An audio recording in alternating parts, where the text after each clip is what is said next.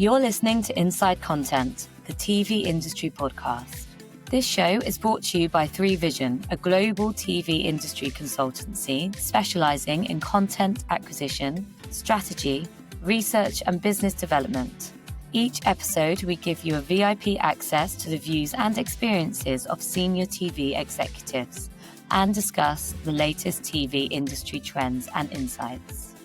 In today's episode, Toby Russell, CEO at 3Vision, is joined by Jens Richter, CEO of Commercial and International at Fremantle. Jens shares how Fremantle is adapting its business across three major pillars: traditional distribution, direct-to-consumer via fast and social media, and what it means in practical terms for monetising content globally. They talk about the resurgence of classic IPs and how Fremantle is experimenting with digital-first originals and social native spin-offs. Jens also offers a candid take on fast rise and plateau, the pressure on global streamers to commercialise, and the surprising economics behind micro-dramas.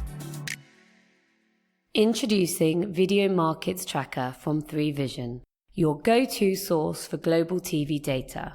We offer regularly updated regional and global reports covering pay TV, SVOD, AVOD, and FAST across Africa, MENA, the Americas, Europe, and Asia Pacific. Make smarter decisions with insights you can trust.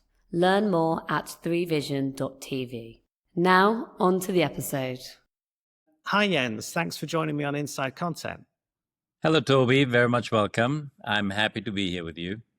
Fantastic. So maybe to kick off, you could just give our listeners a quick briefing on your role at Fremantle. You're CEO of Commercial and International, which sounds like a very wide-reaching remit. So it'd be good to just get a quick briefing on what you cover there. Sure. It's basically three buckets of business when you want to think. The way to look at it is, one is like the traditional distribution business, which is program financing, program strategy, getting the stuff financed, co-production, and then selling the finished tape around the world. That's the first business. And then there is our direct-to-consumer business, which is split into two businesses. One is FAST, which is predominantly business we run in the US with a lot of channels over there.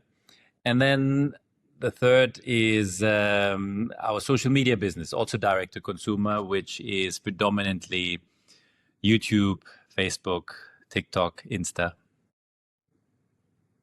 Cool. Fantastic. Well, so basically it's all forms of monetization around programming when you want to look at it from that perspective.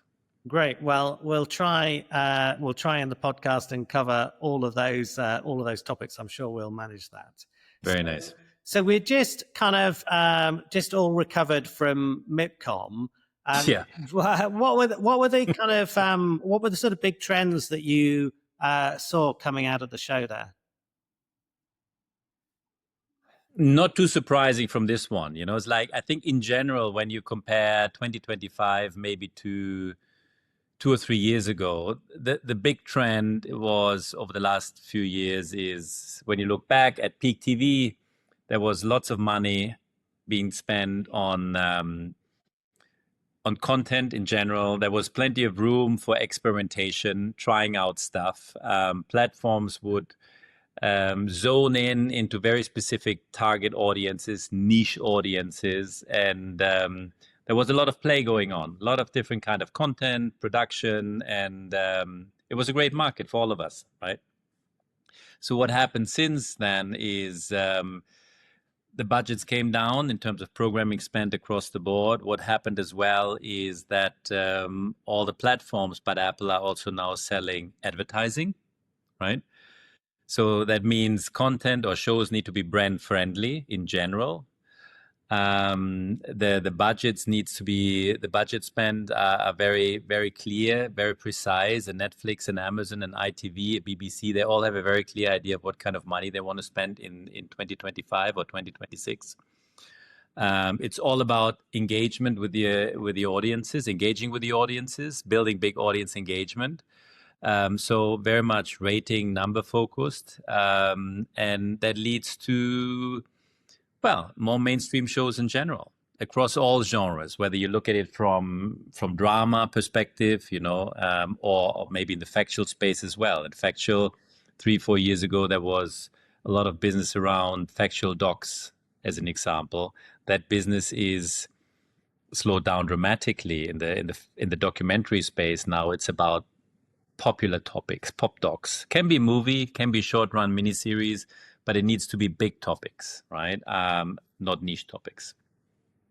And would you say the overall vibe at MIPCOM was a bit more positive? I've heard that from quite a lot of people have said. Yeah. It was. I would kind say of like not crazy positive, but it's like a lot more kind of a positive feel than it has been in the last. Yeah. It wasn't all. It wasn't all crazy champagne party, but it was a good party. Let's say it like that, right? So it's like I would describe it as something like pragmatic optimism, right? So it's like glass half full, right? Okay. With a realistic perspective.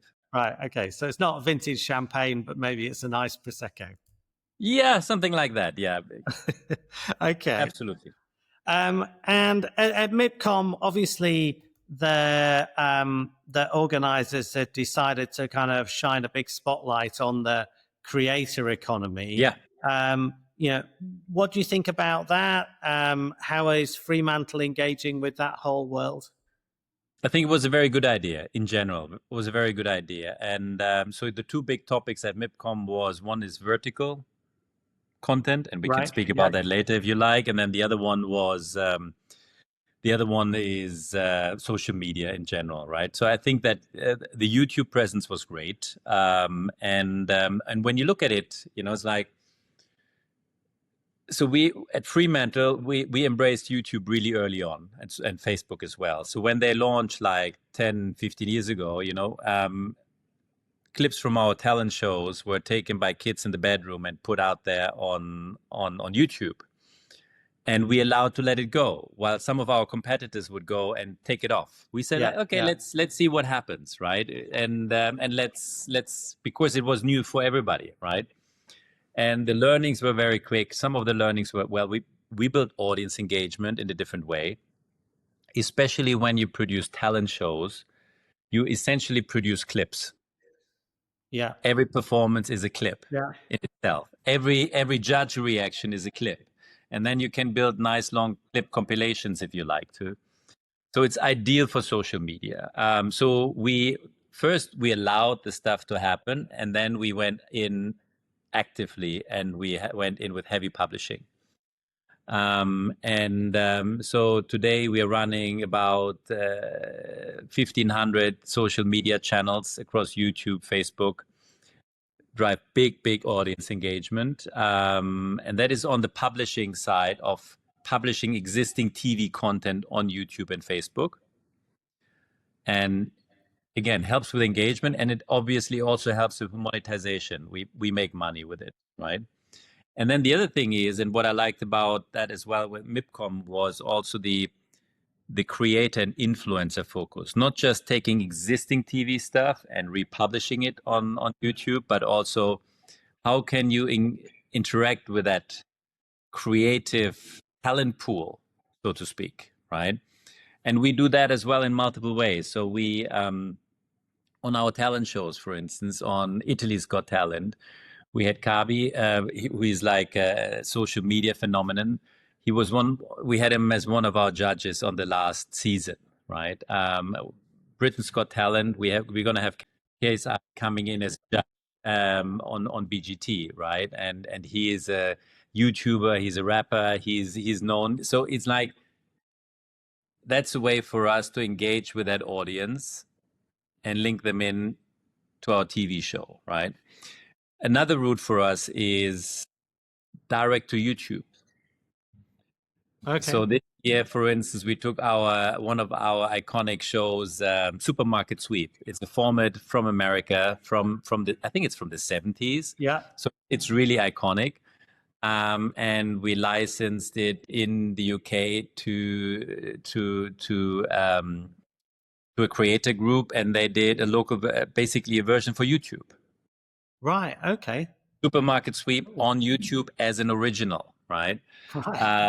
So that's also form. You can take some of your existing TV formats, your heritage formats, and remake them for YouTube. Obviously, it looks different for YouTube. You do it in a different way, right? In a more comedic way, in a more short form focused way, in a more engaging way, maybe. And that can help maybe possibly also to bring that format back to TV. So it's like you can play with it a little bit, right? And how does it, without giving away lots of, kind of confidential details, how is it, or you can if you like, but how is a deal like that structured for the Supermarket Sweep on YouTube? It's basically, and that's, you can deal with you can do it multiple ways. You can do a straightforward format license, right? You could do it like that. And then you get your format fee and they go with it and they run with it. The other way is you could maybe do it in a co-production, or you could do it, you fund it yourself and put it out. So we did, in Italy, we did 2 shows on TikTok. On TikTok, you don't have a monetization model, only for the publishing, or only the talent gets some monetization, but we as professionals, not. But we did 2 shows on TikTok, and they were brand sponsored. Right. Okay. So we basically found a brand sponsor, got the money together, and then we did 2 original shows on TikTok. Also a route to do originals in that space, right? So, and basically what we have going now, that our local production companies, whether it's Fremantle UK or Fremantle US or UFA in Germany, they have strong social media teams now, and they look into this YouTube original space. So create ideas or taking spin-offs and doing them straight for YouTube. On the last America's Got Talent, for instance, we did a spin-off of AGT with some of the judges straight into YouTube, a couple of episodes. That's actually, I guess the really cool thing about that is there's, you don't have to deal with commissioners. You can go straight. Yeah, but to be honest, we love dealing with commissioners because it has one big upside. You have a budget to play with, right? Yeah. And it's not to be neglected, that little upside. So the direct to consumer play is fantastic in terms of audience engagement. The reach is really crazy potentially, right? On the monetization side, you really need to be very careful in terms of like how much money you spend. You need to create a certain volume of episodes. You have to come back, repeat, not repeat the same show, the same episode. It needs to be new piece of content. Interact again, repetition to build up that brand in the social media space. Yeah. In order for it to really engage. Otherwise, if you just do 8 episodes or 5 episodes of YouTube content, it will be a blip and nobody will really see it. It takes a while to build it up. And before we go away from YouTube, in terms of the kind of the scale of the different sort of opportunities there and the growth that's happening, if you had the kind of the clips bit opportunity versus the bringing established older library content into the versus the originals, where is there? We do it all. We do it all. Which is kind of the biggest now, and is it still presumably still the clips kind of business? I think it really depends. Where do you see the growth? It really depends who you are, right? So if you are Fremantle and you have,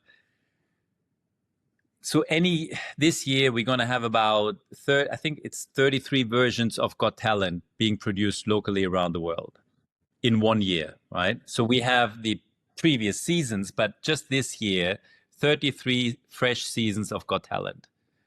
That are a lot of performances. That's a lot of dancing and magicians and singing and whatever it is, right? A lot. And then what we do with that is we have basically the show dedicated channel, the BGT channel, the AGT channel, the Philippines Got Talent channel, wherever it is, right?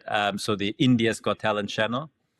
Then we run central channels where we basically repurpose the content in a way where we say like Magician's Got Talent. Right. And then we have magicians from Philippines and magicians from America and magicians from India and magicians from Germany in one channel, right? And obviously you can play that in various colors, in various notes, right? So we just around Got Talent, we run about 10 channels, central channels, and then we have the show dedicated channels, right? And then the interesting, what you see is if you play the balance really right, on a show like BGT or AGT, we get more than half of the traffic from outside of the territory. Right. Okay. Because, you know, we always think about it's about engaging with your local audience. Yeah. Yes, that is true. But if you play it right, you also have quite a reach around the world, right? And that is what you want to generate, essentially. That's one of the big differences between a social media platform and your commissioner. Your commissioner gives you the reach within your territory, and here you can go really wide, right? So it's we do that. Then over the last 2-3 years, we also started to publish more full episodes, because as we all know, YouTube, especially in the US now, dominates the living room. Yeah. And I think the last number was like 13 or 14% of all it's on YouTube. So more than Netflix, more than anybody else. So obviously then if you consume YouTube on your mobile device, it's more about shorts. And if it's more in the living room, it's more about the long stuff, right? And that's where you can also play with full episodes, or you can play with Google TV. We have some channels running on Google TV as an example. I mean, it's like there's a lot more opportunity. There's an additional layer of opportunity, let's say it like that. And then there is a space that we spoke earlier about, which is the original space, right? Where you can take a supermarket sweep back into YouTube, or you can create original content or extensions to TV formats or TV productions. It's quite a big playground. Right. Fantastic. Let's jump into the world of fast. Yeah. So, you know, as I think you said at the beginning, you know, you know, a lot of your fast activity is in the US market, and I you know, talking to other people in the industry, you know, you kind of, I mean, I get the same, you know, the same feedback, and you know, and it seems like, you know, the fast opportunity in the US is pretty substantial. But on the other hand, in international, I think there was quite a lot of excitement over the last sort of few years, where, you know, people launched a lot of channels internationally. Now I'm sensing quite a lot of disappointment from people where they've found that, you know, the international opportunity hasn't really appeared, and they're actually been, you know, closing channels down and kind of looking at how they, you know, there's still an opportunity there, but it's not really as kind of you know, big as and exciting as they maybe hoped. What's your take on that? Fast was a huge hyper topic, right, for a while. Yeah, like and now the reality hits in. Couple of things. Number one, it's I would say it's about 90% is US. Yeah. So it's like it's very much US centric business, which when you think it through is not too much of a surprise, because especially in Europe, we have free TV. We know free TV. Yeah, plenty of it. So it's like there's plenty of free TV. And to consume your free TV, you only need a cable or whatever subscription. And in some territories, it's terrestrial antenna. You don't even need a cable subscription. And the price of the cable subscription in Europe, in most places, is very cheap, right? It's very, very cheap. So free TV, to consume free TV is almost free. Let's say it like that. While in the US, we know we come from a world of cable TV where for an average household to spend $80 up to $200 a month wasn't too much of a surprise, right? So in that market where people were used to spend that kind of money on cable, if you offer a truly free choice, that's a real product innovation. That is a difference. And you do have a lot of people coming to that new market. And that is exactly what happened, right? So the traffic that you generate on these fast platforms is absolutely tremendous in terms of volume. And in the first years in the fast, and then the first year, like we had our first channel on fast maybe 7 years ago, which was a version of Buzzer, which is our game show channel, which we have as a digital cable net in America on the local Fox channels. We run also cable channel. So a version of that we put into fast just as a trial at the beginning. First year we were like, a little bit, like second year, well, we make a little bit of money. And third year, well, we're making money here. Right. So, like, oops, everybody attention. And we built a dedicated team, right? We built channels, and now we are running more than 25 owned and operated channels in the US across more than a dozen platforms. We built a dedicated team. It's a very different process to what you do compared to your regular distribution business. It's also quite different compared to social media. It's very different to social media. And it becomes a scheduling play, a marketing play, a planning play. You have to plan for the whole year in advance. It becomes a volume play. So in terms of your infrastructure, your MAM has to be completely, your media asset management system has to be completely built out in a very different way. You need marketing assets to the gazoo. So your marketing needs to be structured very differently. And you have to be very cost focused, because you move so much publishing and so much marketing assets that if your material or marketing costs, if you don't focus on that, it might not be even very profitable, right? So you need to put an operation in place. Then what happened about 3-4 years ago was that there was too much fast and fast. Too many fast channels came into fast, and there was an oversupply of advertising inventory, and that drove the CPMs down. Yeah. Right. And they'll still be driven down even this year, right? I would say over the last 12, the good thing is the platforms reacted in the US. I would say they threw out about 20% of all channels were sunset. Yeah. A big chunk of channels were taken out of the market, which was really important. Then some of the platforms reduce the advertising inventory, make it also better viewing experience. You cannot have 15 minutes of advertising it's crazy, within an hour, right? So they reduced that. And I think the market finds a new base now. For us, it's a great business. It's a very profitable business. We love it. And we built out an infrastructure now to the extent that we are also servicing third-party channels. So other people come to us and say, can you run a channel for us? Because you built out the operation. We're fully aware that it takes people, it takes know-how. You can help us with that. And so we're doing that as well now.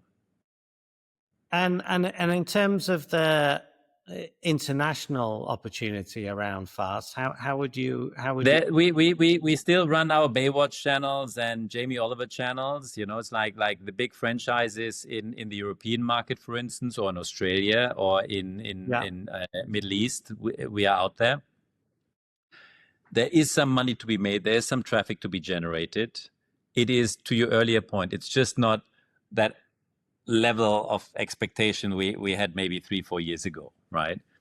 I think one interesting piece will be BVOD platforms. So when you have an ITV or an RTL Plus, and they put fast channels on their platforms, those fast channels can, I would imagine, and I know to an extent, can generate really big traffic numbers because they have strong traffic numbers on their platform. And if they put the right piece of single IP on their platform as a fast channel, that can drive really big traffic. Yeah. That's a really good point, actually, really interesting. And I think BVOD or kind of broadcaster VOD, just so that everybody listening understands the acronyms, because BVOD's a bit of a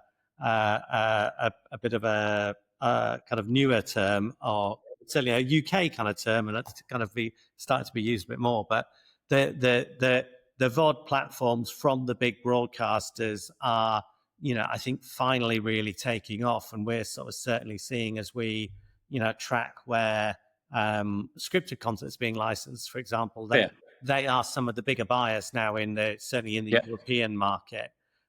So I think that is something that's kind of good news for the kind of traditional broadcast industry, certainly in Europe.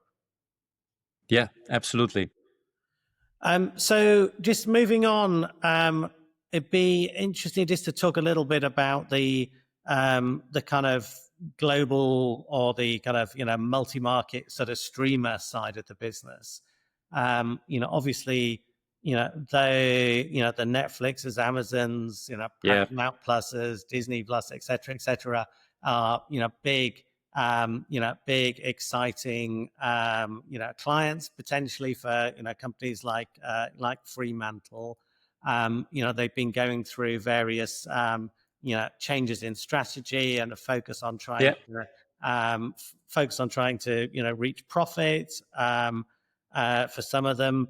How are you seeing their strategies kind of evolving now, and what are the kind of opportunities that you're seeing and focusing on with them? That's a big question. There's a lot to be said to that. A little bit to what I said at the beginning, like there was plenty of experimentation happening on the streamers a couple of years ago, and I think they did the experiences, right, and they moved on from there, right. So the biggest change for streaming is everybody but Apple is selling advertising now. That is a huge change, not to be underestimated, right? Because the moment you're selling advertising, and at the beginning it's just a little bit, right? But it grows and it becomes a little bit more, like, and Toby, you're the master of statistics, right? It's like, I think Netflix, when it is about generating new subscriptions, the percentage of ad-based or ad subscriptions that include advertising is quite large, right? Yeah. A lot of people are coming into those plans. Lower cost plans. Then Amazon didn't make it an option. Amazon made it the default, right? So suddenly everybody like, whoops, here's the advertising. You have to pay more if you want to opt out. They even went in all in, right? Which is one of the reasons why the fast market last year, not in 25 but 24, got into turmoil, because Amazon took billions out of the advertising market, right? And the whole advertising market in America was like, oops, there's Amazon. Okay, we put money in fast, now let's try this out, right? So everybody sells advertising, and the percentage of the advertising, or the quota of the percentage of subscriptions with advertising will grow over time, right? So brand-friendly content. Then when we work with platforms, they tell us if it's about a returning show, they like it in annual cycles, right? Right. American recommissioning rhythm. Right. Okay. Not the British recommissioning rhythm, right? So much. I mean, they can deal with the British version or with the European version, but they prefer a lot more the American, right? Because there's now clear numbers, clear statistics that tell them the general commercial audience knows the annual cycle. If it's more than everything that is more than 12 months, 1.5 years or 2 years, it can still be interesting, but there will be a drop, and it takes more marketing to remind them about the show. Yeah. And are you seeing it? Is that kind of? Do you think that's playing out now in maybe reduced interest in kind of completely new shows? No. There's always a demand in new shows, right? There's like, but what I try to say is like, for me, it's like as more streaming is happening, as more the old rules of programming are back in place. For me, the streaming world of 2025 is pretty similar to commercial TV of 2005. Right. Yeah. In a way, right? So it needs to be brand friendly. It shall be returning. Ideally, the marketing is built in. Love IP, love true stories, love recognizable cast. We like the budgets under control. It's like, so because we want to return, we want to know how much is the budget, and we want to have a sense that you as a producer can keep the budget pretty precise at that level for 2 and 3 and season 4, right? Right. Yeah.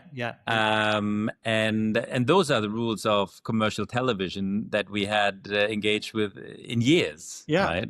Yeah. It's so we are back to the future in a way,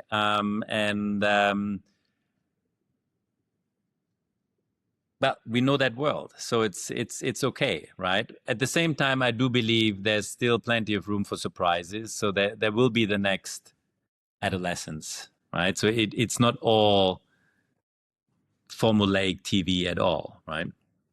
Yeah. Because I mean, that was going to be the next thing I was going to ask you about in terms of the kind of trends around scripted and kind of how the evolution of what different genres are kind of becoming into demand. But I don't know if there's anything else. Well, it is when you a lot of it is then.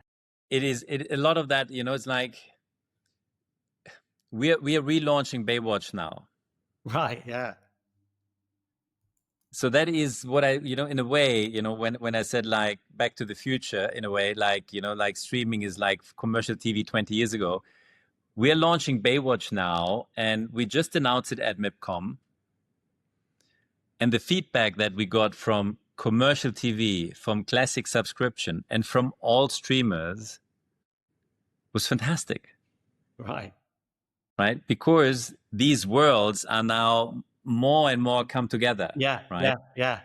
And then when you have a show like Baywatch, where it is, at 25 years ago, we still hold the Guinness World of Records for the most watched drama TV show in the world. Right. Yeah. It's like there's no other show like that hit the Baywatch hit like crazy numbers on television back in the day. And you don't find those numbers in television anymore, right? So it's like, so as a huge brand, we're going to bring it back, but we bring it back for the year 2025. Yeah. I was going to say, I mean, what kind of, has it been a kind of creative challenge to kind of reimagine the show for now? Well, it's a little bit like when you compare the classic Top Gun with the new Top Gun, right? It's like with Maverick, right? It's like, so you take the classic DNA, but you clearly bring it into the new age, right? Yeah. And that's what we want to do with Baywatch, right? And we have Matt Nix as a showrunner. He did Burn Notice. He's a very commercial kind of showrunner. He knows the procedural episodic storytelling. So we want to do it. There is a horizontal line, but we want to clearly make it episodic. We're going to shoot at a beautiful beach. It's going to be the location is a character. I think it fits perfectly into the times. And it's interesting. You've been kind of keeping the brand kind of out there with your fast channel as well. So yeah, and it was about 7-8 years ago that we took the classic Baywatch. Baywatch was shot on 35 millimeters. Right. Okay.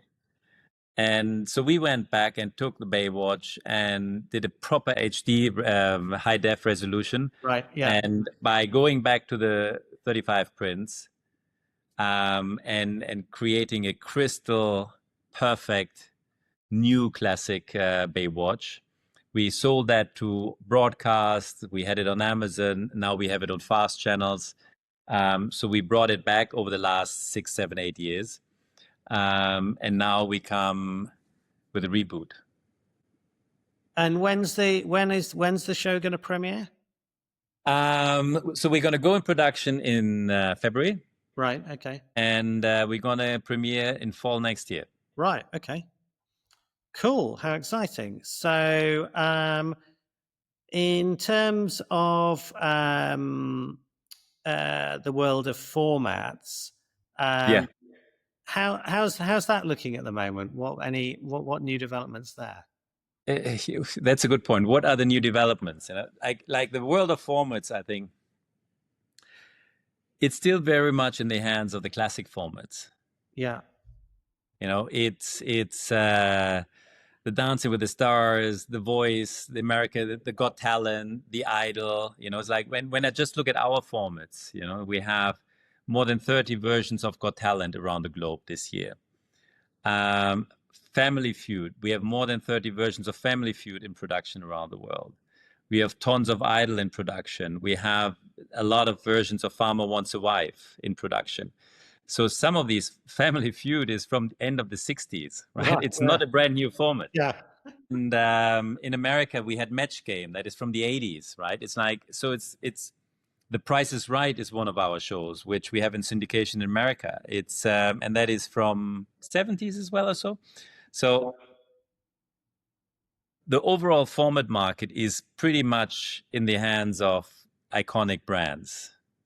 A Deal or No Deal will run forever, right? And so it's really hard for new stuff to break through, but occasionally it does happen. So at MIPCOM, we just launched a new show called Pandora's Box. And that went out in Hungary on TV2. It's going to go out in France. It's going to go out in the Netherlands. And just when we're sitting at MIPCOM, we had the first launch ratings fresh from the debut. It launched on the weekend, and Monday the MIPCOM started, right? We were lucky to have fresh launch ratings. And we were able to conclude quite a nice line of new deals for that show. So then this is then an exciting and also the challenging momentum. You have in your format breaking through, you have nice launch ratings, you relatively quickly, you needed to get it into more markets. Yeah. Because you need to be able to demonstrate this thing can travel. Yeah. Right? What's the kind of, is there a number of markets that you think you need to hit, and then it's going to go? So the launch market ratings are always important, but then the next 2-3 markets are key, right? Because the travelability of that format, can it be adapted to other local markets? How local is it? Because there are shows, there are formatted entertainment shows that are crazy successful in the territory, but never went anywhere. Yeah. Right. And they're typically Italian, they're typical French, they're typical whatever. And that's great, right? So being able to show this thing can move from A to B to C to D is really key. I would believe companies like ours or, Banijay or Talpa are pretty well positioned that when companies like us launch a show, we have an idea of what kind of ingredients it does take to make it travel. Yeah. But it's always exciting, and you never can be sure. Cool. Well, let's watch and see how Pandora's Box it's called. Yeah. Let's see how it goes. Good luck with that. Thank you so much. So maybe just as kind of final point, we could touch a bit on the kind of vertical content and the latest hype around micro dramas. It's a big hype. It's huge. Interested to get your take on that. I think it's a real market. It's not just a hype. It's dominated very much at the moment by platforms that come out of China, because it is historically, it's relatively new, and it's something that comes out of China. Comes out of a country where social media or mobile consumption is huge. Mobile consumption in Asia is bigger than in other places, and the mobile consumption in China is huge, right? And that's for various reasons. The daily commute is long, etc., etc. So it's very much vertical. And of the top 5-6 platforms, all but one are Chinese. And they are already super successful in China, which means they know exactly how it works, because vertical drama is basically a game application. Right. So it's paid media, get your user in, give them some first clips for free, and then upsell them into tokens, buying tokens to consume more of that same show, more episodes. In average, it's 50 episodes. Each episode is 1.5 minute long. So we're talking about the TV movie length of content chopped up into 50 episodes, más o menos, right? Budgets are now, when you look at the Western world, anywhere between $150,000 to $250,000 to produce one of those series. Outside of China, as I mentioned earlier, most platforms that are in the top 5 are Chinese.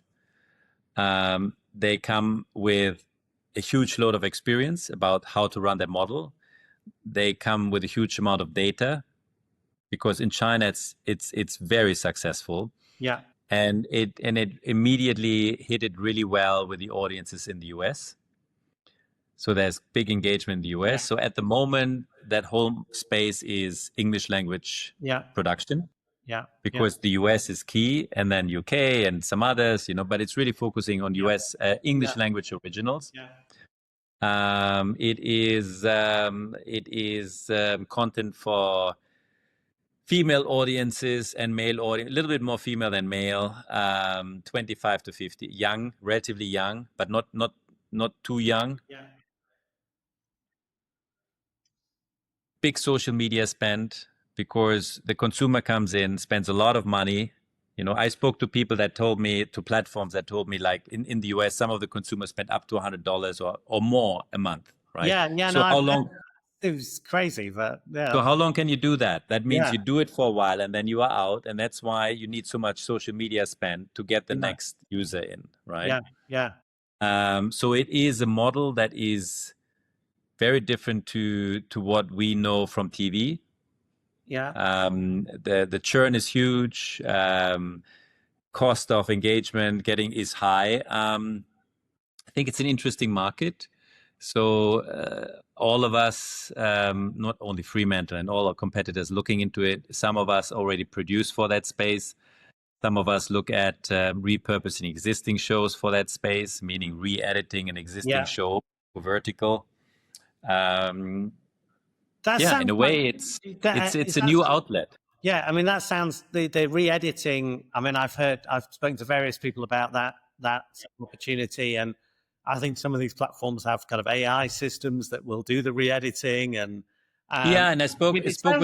Some say the AI works, and some say the AI doesn't work. You still need the human, but then over time the AI will improve, right? But I mean, I think it sounds quite challenging, kind of reversioning, content that's been made for a totally different sort of format into, you're not making a regular series with so many kind of cliffhangers that you need for like a 90-second episodes. Yeah. And it's very formulaic television from the production point of view, right?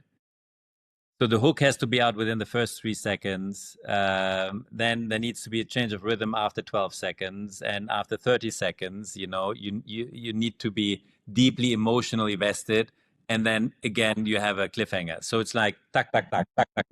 Are you producing anything for that space already, or is that something that's kind of under? We're looking into it. Right. We're looking into it.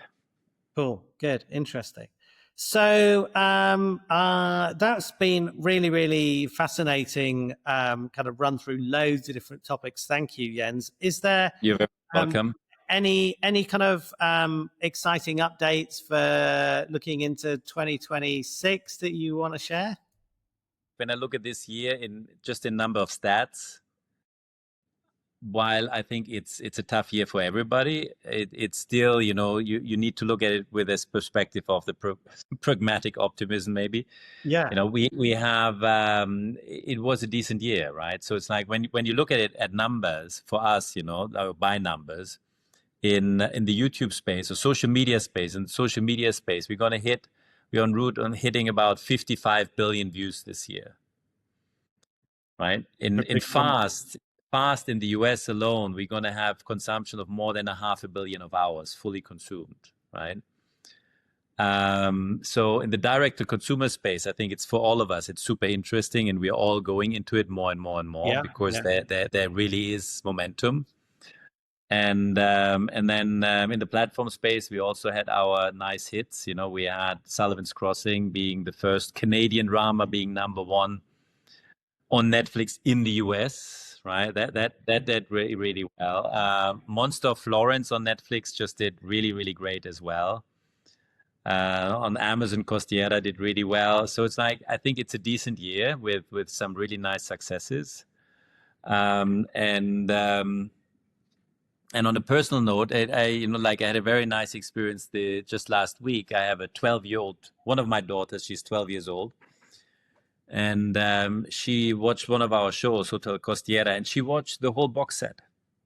Right. Now, for you, and I don't know, do you have children? Yes, yeah. They're a bit older. They're in their 20s. So for a 12-year-old kid to watch 6 hours of television, I was like, hope was back, right? Like I thought we have lost her to social media. And so it's like, that was an interesting moment, it's like, because sometimes we do think, did we lose the audience? Yeah. Right? Yeah. And I don't think they necessarily have to come back to linear television as we knew it over the last decades, but I do believe they come back to long form episodes, right? Because there is something more, right? It's like when you get it thrown at you at this production value and careful script writing and amazing talent on screen, it does have an impact. Yeah.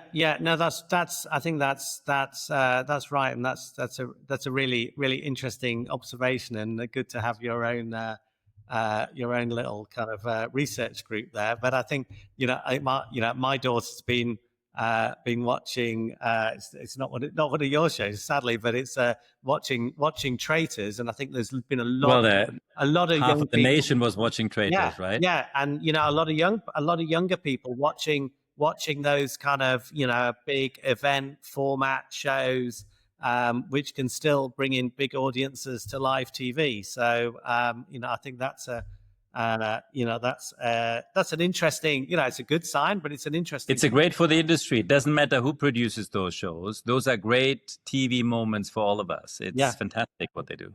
Yeah. Well, thank you very much again, Jens. That was really, really, really interesting. It'd be great to have you back on the show again, maybe this time next year, and we can see how 2026 has panned out. But yeah, thank you very much. Thank you so much, Toby. Cheers.